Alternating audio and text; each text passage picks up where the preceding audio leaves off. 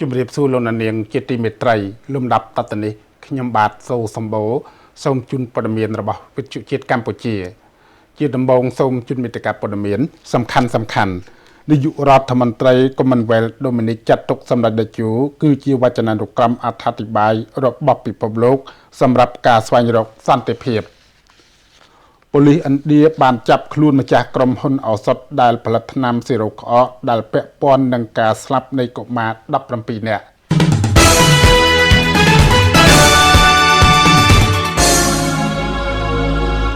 តទៅនេះសូមជូនព័ត៌មានពិស្ដាឯ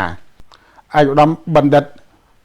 រ៉ូសេវេតស្គីរីតនាយករដ្ឋមន្ត្រីនៃ Commonwealth Dominic បានចាត់ទុកសម្ដេចអគ្គមហាសេនាបតីតេជោហ៊ុនសែនប្រមុខរដ្ឋស្ដីទីនៃព្រះរាជាណាចក្រកម្ពុជាគឺជាវចនានុក្រមនៃការអត្ថាធិប្បាយរបស់ពិភពលោកសម្រាប់ការស្វែងរកសន្តិភាពអ្នកយកព័ត៌មានយើងធ្វើសេចក្តីរាយការណ៍ឯកឧត្តមជាធិរិទ្ធអ្នកនាំពាក្យព្រឹទ្ធសភាបានឲ្យដឹងក្រោយបញ្ចប់កិច្ចជំនួបរវាងសម្ដេចតេជោនិងនាយករដ្ឋមន្ត្រីនៃ Commonwealth Dominic នាថ្ងៃទី10ខែតុលាឆ្នាំ2025ថាតួនាទីរបស់សម្ដេចតេជោគឺជាតួអង្គដ៏សំខាន់តំណាងឲ្យសុខសន្តិភាពរបស់កម្ពុជានិងពិភពលោកឯកឧត្តមអ្នកនាំពាក្យបញ្ជាក់ថាឯកឧត្តមបានចាត់ទុកសម្ដេចតេជោគឺជាវចនានុក្រមអត្ថាធិប្បាយមួយរបស់ពិភពលោកហើយជាមេដឹកនាំមួយដែលបានធ្វើឲ្យកម្ពុជាមានសន្តិភាពតែជាផ្នែកធ្វើឲ្យពិភពលោកមានស្ថានភាពនៃសន្តិភាពផងដែរជាមួយគ្នានេះនាយករដ្ឋមន្ត្រីនៃ Commonwealth Dominic ក៏បានចាត់ទុកសម្ដេចតេជោគឺជាមេដឹកនាំដែលបានចូលរួមចំណែកជួយដល់បណ្ដាប្រទេសនានាក្នុងពិភពលោកនៅពេលសម្ដេចបានកាន់តំណែងជានាយករដ្ឋមន្ត្រីសម្រាប់នាយករដ្ឋមន្ត្រីនៃ Commonwealth Dominic ក៏បានបង្ហាញក្តីរីករាយដែលបានចូលរួមស្ដាប់ការចែករំលែកបទពិសោធន៍ដឹកនាំប្រទេសប្រកបដោយគតិបណ្ឌិតរបស់សម្ដេចតេជោហើយនេះក៏ជាមេរៀនដ៏សំខាន់របស់នាយករដ្ឋមន្ត្រីនៃ Commonwealth Dominic សម្រាប់សិក្សាយកធ្វើជាបទពិសោធន៍សូមបញ្ជាក់ថាឯកឧត្តមបណ្ឌិតនាយករដ្ឋមន្ត្រីនៃ Commonwealth Dominic បានធ្វើដំណើរបំពេញទស្សនកិច្ចនៅកម្ពុជារយៈពេល3ថ្ងៃចាប់ពីថ្ងៃទី8ដល់ថ្ងៃទី10តុលាក្នុងនោះក៏បានចូលរួមសម្ដែងការគូសំជាមួយសម្ដេចធិបតីហ៊ុនម៉ាណែតនាយករដ្ឋមន្ត្រីនៃព្រះរាជាណាចក្រកម្ពុជាក្នុងជំនួបនោះភាគីទាំងពីររៀបចំពិធីផ្លាស់ប្តូរអនុសារណៈនៃការយោគយល់គ្នាស្ដីពីការបង្កើតកិច្ចពិគ្រោះយោបល់ទ្វេភាគីរវាងក្រសួងការបរទេសនៃប្រទេសទាំងពីរផងដែរនាងខ្ញុំប្រាសចានដាវីវិទ្យុជាតិកម្ពុជាសម្ដេចធិបតីហ៊ុនម៉ាណែតនាយករដ្ឋមន្ត្រីនៃព្រះរាជាណាចក្រកម្ពុជាបានដាក់ចេញវិធានការណែនាំឲ្យមានការរៀបចំពិធីតាំងពិព័រណ៍អាកាសចរណ៍ដើម្បីដាក់បង្ហាញសមិទ្ធផលអាកាសចរណ៍នានាដែលបានសម្រេចក្នុងឆ្នាំនីមួយៗក្រោយសម្រេចកំណត់យកថ្ងៃទី7ខែធ្នូជារៀងរាល់ឆ្នាំប្រារព្ធទិវាអាកាសចរណ៍ស៊ីវិលនៅព្រះរាជាណាចក្រកម្ពុជាអ្នកយកព័ត៌មានយើងធ្វើសេចក្តីរាយការណ៍យោងតាមសារសារាចរណ៍ស្ដីពីការរៀបចំប្រារព្ធទិវាអាកាសចរណ៍ស៊ីវិល7ធ្នូនៅព្រះរាជាណាចក្រកម្ពុជាដែលត្រូវបានសម្ដេចធិបតីហ៊ុនម៉ាណែតចុះហត្ថលេខានាថ្ងៃទី9ខែតុលាឆ្នាំ2025បានបញ្ជាក់ថាដើម្បីចូលរួមអនុវត្តគោលនយោបាយជាតិស្ដីពីការដឹកជញ្ជូនតាមផ្លូវអាកាសឆ្នាំ2025-2035និងស្របតាមស្មារតីរបស់អង្គការអាកាសចរណ៍ស៊ីវិលអន្តរជាតិដែលបានបង្កើតនិងប្រារព្ធទិវាអាកាសចរណ៍ស៊ីវិលពិភពលោកជារៀងរាល់ឆ្នាំនៅថ្ងៃទី7ខែធ្នូក្នុងគោលបំណងប្រារព្ធខួបនៃការចុះហត្ថលេខាអនុសញ្ញាស្ដីពីអាកាសចរណ៍ស៊ីវិលអន្តរជាតិដែលត្រូវបានគេទទួលស្គាល់ថាជាអនុសញ្ញា Chicagoនិងបង្កើនការទាក់ទាញវិស័យអាកាសចរណ៍ស៊ីវិលពិភពលោករាជរដ្ឋាភិបាលនៃព្រះរាជាណាចក្រកម្ពុជាសម្រាប់កំណត់យកថ្ងៃទី7ខែធ្នូជារៀងរាល់ឆ្នាំដើម្បីរៀបចំប្រារព្ធទិវាអាកាសចរណ៍ស៊ីវិលនៅព្រះរាជាណាចក្រកម្ពុជាក្នុងនោះរាជរដ្ឋាភិបាលកម្ពុជាក៏បានដាក់ចេញនូវវិធានការណែនាំដូចខាងក្រោម1រដ្ឋលេខាធិការដ្ឋានអាកាសចរណ៍ស៊ីវិលដោយមានការចូលរួមតាមការស្ម័គ្រចិត្តពីក្រសួងស្ថាប័ននិងភាគីពាក់ព័ន្ធត្រូវរៀបចំទិវាអាកាសចរណ៍ស៊ីវិលតាមលទ្ធភាពដូចតទៅ 1.1 រៀបចំពិធីតាំងពិព័រណ៍អាកាសចរណ៍ដើម្បីដាក់តាំងបង្ហាញសមិទ្ធផលអាកាសចរណ៍នានាដែលបានសម្រេចក្នុងឆ្នាំនីមួយៗ 1.2 រៀបចំកម្មវិធីដំណើរទស្សនកិច្ចរបស់សិស្សនិងនិស្សិតនៃគ្រឹះស្ថានអប់រំដើម្បីទស្សនកិច្ចប្រតិបត្តិការជាក់ស្ដែងរបស់អាកាសយានដ្ឋានអន្តរជាតិក្រុមហ៊ុនអាកាសចរណ៍ជាតិនិងក្រុមហ៊ុនគ្រប់គ្រងចរាចរណ៍តាមផ្លូវអាកាស 1.3 រៀបចំកម្មវិធីឃោសនាអប់រំស្ដីពី ការគ្រប់គ្រងសន្តិសុខនិងសុវត្ថិភាពអាកាសចរនិងការប្រើប្រាស់បច្ចេកវិទ្យាថ្មីៗក្នុងវិស័យអាកាសចរស៊ីវិលសារសំខាន់នៃអាកាសចរស៊ីវិលកម្ពុជាក្នុងការចូលរួមជំរុញការរីកចម្រើនសេដ្ឋកិច្ចពាណិជ្ជកម្មទេសចរនិងការងារនិងផ្សព្វផ្សាយវប្បធម៌កម្ពុជាទៅកាន់ពិភពលោកបដិផ្ដើមការកសាងអ្នកវិនិយោគនិងការការពារបរិស្ថានក្នុងវិស័យអាកាសចរស៊ីវិលជំរុញការតាក់ទាញយុវជននិងយុវនារីចូលរួមបម្រើការងារក្នុងវិស័យអាកាសចរស៊ីវិលនៅកម្ពុជាជំរុញកិច្ចសហប្រតិបត្តិការអន្តរជាតិក្នុងការអភិវឌ្ឍវិស័យដឹកជញ្ជូនតាមផ្លូវអាកាសនៅកម្ពុជា1.4 រៀបចំយុទ្ធនាការតាមបណ្ដាញសង្គមដើម្បីចែករំលែកព័ត៌មានគន្លឹះរូបភាពជាក់ស្ដែងនិងទិន្នន័យនៃការរីកចម្រើននៃវិស័យអាកាសចរស៊ីវិលក្នុងប្រទេសតំបន់និងអន្តរជាតិ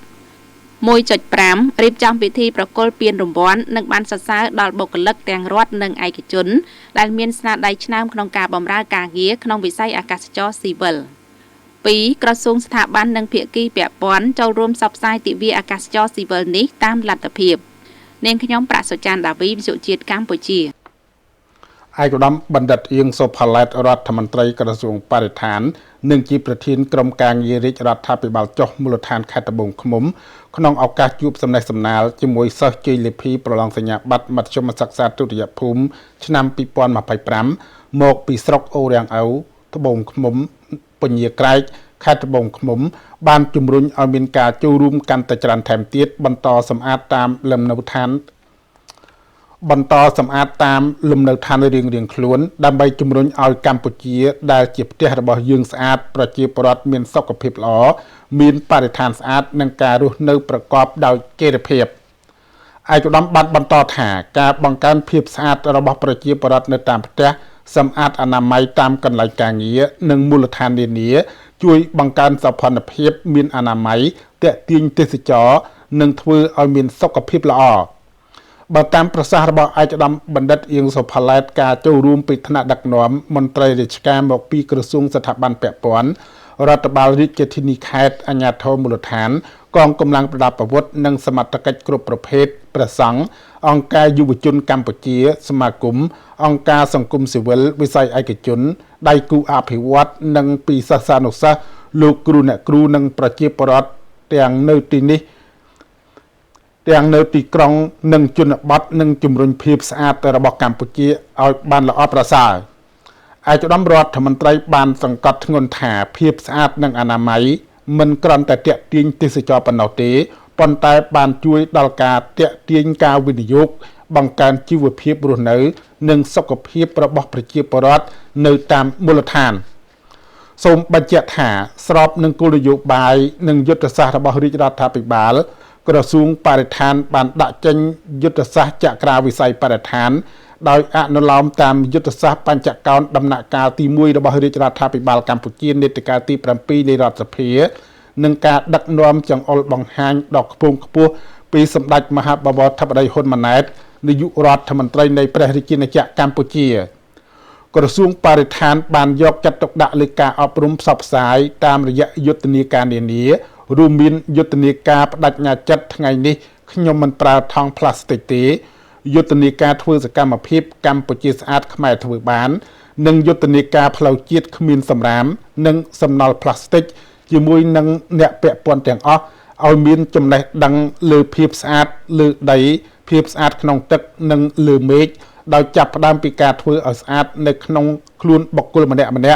បន្តមកភាពស្អាតនៅក្រៅខ្លួនដែលធ្វើសកម្មភាពសម្អាតដើម្បីកម្ពុជាមានភាពស្អាតជានិច្ចនិរន្តរ៍បន្តមកទៀតគឺការបន្តធ្វើឲ្យកម្ពុជាដែលជាផ្ទះរបស់យើងស្អាតលើឆាកអន្តរជាតិមានភាពស្អាតភាពបៃតងនិងការអភិវឌ្ឍប្រកបដោយចីរភាពជាបន្តមកទៀតក្រសួងបរិស្ថានបានដាក់ចេញសកម្មភាពទប់ស្កាត់ការបំពុលបរិស្ថានដែលក្នុងនោះសម្រាប់ភាពស្អាតលើដីគឺជំរុញឲ្យមានការគ្រប់គ្រងសំរាមញែកសំរាមនិងសំណល់ផ្លាស្ទិកធ្វើការចែកធុងសំរាមជូនទៅគ្រប់រដ្ឋបាលរាជធានីខេត្តការរៀបចំហេដ្ឋារចនាសម្ព័ន្ធទីលានទុកដាក់សំរាមនិងការបំពាក់ឡដុតសំរាមបន្ថែមទៀតដើម្បីបង្កើននូវភាពស្អាតរបស់កម្ពុជាឯកឧត្តមបណ្ឌិតធុនវឌ្ឍនាអនុប្រធានទី2ព្រឹទ្ធសភានិងគណៈប្រតិភូសមាជិកព្រឹទ្ធសភាកាលពីថ្ងៃទី9ខែតុលាឆ្នាំ2025បានចូលរួមទទួល បានចូលរួមទទួលទានអាហារល្ងាចនៅស្ថានអគ្គរដ្ឋទូតជប៉ុនរាជធានីភ្នំពេញដែលរៀបចំដោយឯកឧត្តម Yuino Atsushi ឯកអគ្គរដ្ឋទូតវិសាមញ្ញនិងពេញសមត្ថភាពនៃប្រទេសជប៉ុនប្រចាំនៅកម្ពុជា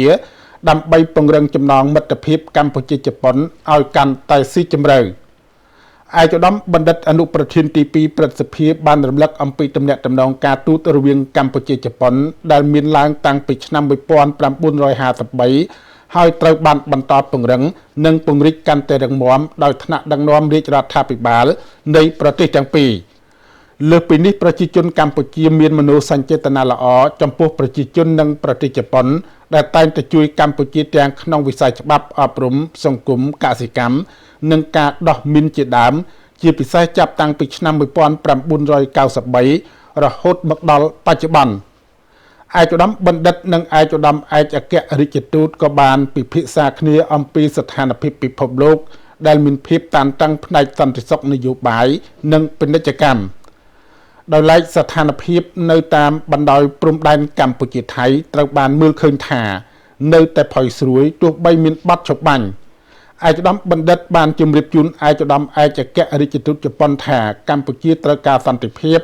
និងបានព្យាយាមដោះស្រាយជម្លោះតាមរយៈការចរចាផ្អែកលើច្បាប់និងកិច្ចព្រមព្រៀងប្រកបដោយភាពអត់ធ្មត់និងដោយបើកចំហពលគឺកម្ពុជារីករាយឲ្យមានការចូលរួមពីបណ្ដាប្រទេសអាស៊ានអាមេរិកចិននិងជប៉ុនជាដើមឯកឧត្តមបណ្ឌិតនិងឯកឧត្តមឯកអគ្គរដ្ឋទូតជប៉ុនសង្ឃឹមថាបញ្ហាតំបន់ព្រំដែនកម្ពុជាថៃនឹងវិលត្រឡប់ទៅរកប្រក្រតីភាពឡើងវិញនៅក្នុងពេលឆាប់ខាងមុខនេះជាពិសេសគឺការដោះលែងត្រឡប់មកវិញនៅទាហានកម្ពុជា18រូបដែលកងទ័ពថៃចាប់ធ្វើជាចំណាប់ខ្មាំងក្រោយបាត់ឈប់បាញ់ចូលជាធរមានឯកឧត្តមបណ្ឌិតនិងឯកឧត្តមឯកអគ្គរដ្ឋទូតបានបញ្ជាក់ជាថ្មីម្ដងទៀតថាមិត្តភាពកម្ពុជាជប៉ុនគឺពោពេញដោយការគោរពស្រឡាញ់និងការពារគ្នាទៅវិញទៅមកលោកជំទាវឧត្តមសេនីយ៍ឯកម៉ាលីសុជាតាអ្នកនាំពាក្យក្រសួងការពារជាតិនៃព្រះរាជាណាចក្រកម្ពុជាបានឲ្យដឹងថាតបតាមការអញ្ជើញរបស់ប្រធានក្រុមលេខាធិការយុទ្ធភូមិភាគទី4កម្ពុជានៅព្រឹកថ្ងៃទី10ខែតុលាឆ្នាំ2025នេះក្រុមលេខានៃគណៈកម្មាធិការព្រំដែនថ្នាក់យុទ្ធភូមិភាគកម្ពុជាថៃរវាងយុទ្ធភូមិភាគទី4ភាគីកម្ពុជានិងកងទ័ពភូមិភាគទី2ភាគីថៃបានជួបប្រជុំគ្នានៅសាលប្រជុំក្រុមទំនាក់ទំនងកម្ពុជាថៃច្រកអន្តរជាតិអូស្មាច់ខេត្តឧត្តរមានជ័យក្រុមលេខាធិការរបស់កម្ពុជាដឹកនាំដោយឧត្តមសេនីយ៍ត្រីនិតនរងនាយសេនាធិការរងយុទ្ធភូមិភាគទី4និងក្រុមលេខាធិការរបស់ថៃដឹកនាំដោយឧត្តមសេនីយ៍ត្រីកម្ផណៈវ៉ាផាន់សុនាយសេនាធិការកងទ័ពភូមិភាគ2ភាគីទាំងពីរបានប្រជុំពិភាក្សាទៅលើការងារសំខាន់ចំនួន3ទី1ការណែនាំសមាជិកភាពក្រុមការងារសម្របសម្រួលនៃភាគីទាំងពីរទី2ការបន្តបដិញ្ញាជំរុញការកាត់បន្ថយភាពតានតឹងទី3ពិភាក្សាការងារត្រៀមរៀបចំកិច្ចប្រជុំគណៈកម្មាធិការព្រំដែនថ្នាក់យុទ្ធភូមិភាគកម្ពុជាថៃ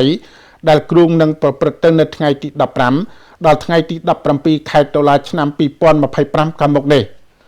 សូមគូសបញ្ជាក់ផងដែរថាកិច្ចប្រជុំនេះជាការអនុវត្តស្របតាមស្មារតីនៃការប្រគល់ភារកិច្ចរបស់គណៈកម្មាធិការព្រំដែនទូទៅ GBC នៃប្រទេសទាំងពីរកម្ពុជាថៃក៏ដូចជាការដែលបានកំណត់ក្នុងកិច្ចប្រជុំវិសាមញ្ញលើកទី1គណៈកម្មាធិការព្រំដែនថ្នាក់យុទ្ធភូមិភាគកម្ពុជាថៃកាលពីថ្ងៃទី27ខែសីហាឆ្នាំ2025រវាងយុទ្ធភូមិភាគទី4នៃព្រះរាជាណាចក្រកម្ពុជានិងកងទ័ពភូមិភាគទី2នៃព្រះរាជាណាចក្រថៃដើម្បីជំរុញការបន្តអនុវត្តបទឈប់បាញ់រវាងកម្ពុជានិងថៃឲ្យបានពេញលេញនិងប្រកបដោយប្រសិទ្ធភាពក៏ដូចជាការបដិញ្ញាបន្តកាត់បន្ថយភាពតានតឹងនៅតាមព្រំដែនព្រមទាំងស្វែងរកកិច្ចសហប្រតិបត្តិការជាក់ស្ដែងសម្ដៅលើកកម្ពស់សន្តិភាពនិងស្ថិរភាពរវាងប្រទេសទាំងពីរក៏ដូចជាការវិលត្រឡប់ទៅរកប្រក្រតីភាពឡើងវិញឲ្យបានឆាប់រហ័សមន្ត្រីប៉ូលីសឥណ្ឌាជាន់ខ្ពស់ម្នាក់បានប្រាប់រ៉េតើថាលោករេងកាណាថានដែលជាម្ចាស់ក្រុមហ៊ុនឱសថ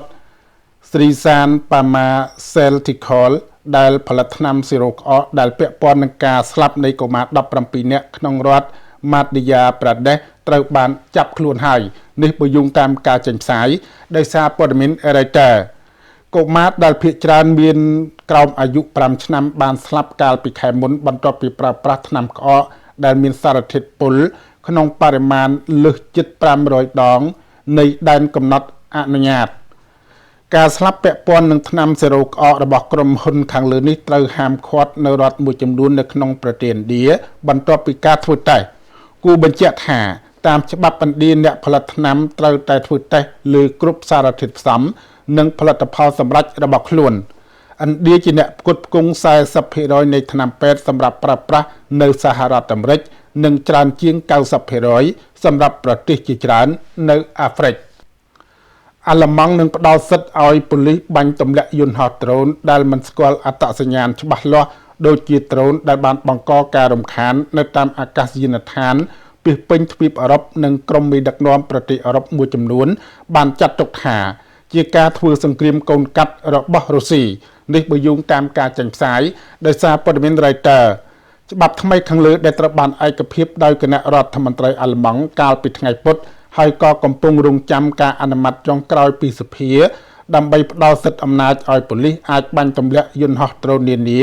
ដែលបំពេញចូលដែនអាកាសរបស់ប្រទេសអាល្លឺម៉ង់ជាពិសេសនៅពេលវិតម្លៃថាពួកវាបង្កការគំរាមកំហែងឬគ្រោះថ្នាក់ធ្ងន់ធ្ងរប៉ូលីសអាល្លឺម៉ង់អាចប្រើកាំភ្លើងបាញ់ឬវិធីសាស្ត្រផ្សេងទៀតដូចជាកាំរស្មីឡាស៊ែរឧបករណ៍កាត់ផ្ដាច់រលកសញ្ញាប្រឆាំងដ្រូនទាំងនោះគួរបញ្ជាក់ថាអធិការបតីអាល្លឺម៉ង់បាននិយាយថាឧបទ្ទហេតុយន្តហោះដ្រូនជាបន្តបន្ទាប់នាពេលថ្មីកន្លងទៅនេះកំពុងគំរាមកំហែងចំពោះសន្តិសុខអាល្លឺម៉ង់ហើយលោកមិនអាចបណ្ដោយឲ្យរឿងទាំងនេះចេះតែកើតឡើងឡើយដូច្នេះហើយរដ្ឋាភិបាលសម្រាប់ពង្រឹងអំណាចរបស់ប៉ូលីសដើម្បីឲ្យយន្តហោះដ្រូនមិនស្គាល់អត្តសញ្ញាណទាំងឡាយអាចត្រូវចាប់សញ្ញាបាននិងប្រឆាំងតទល់ឆាប់រហ័សជាងមុននៅពេលអនាគតលោកនាងជាទីមេត្រីព័ត៌មានរបស់វិទ្យុជាតិកម្ពុជានៅពេលនេះចប់តែប៉ុណ្ណេះខ្ញុំបាទសូសម្បូរនិងសហការីសូមអរគុណសូមជម្រាបលា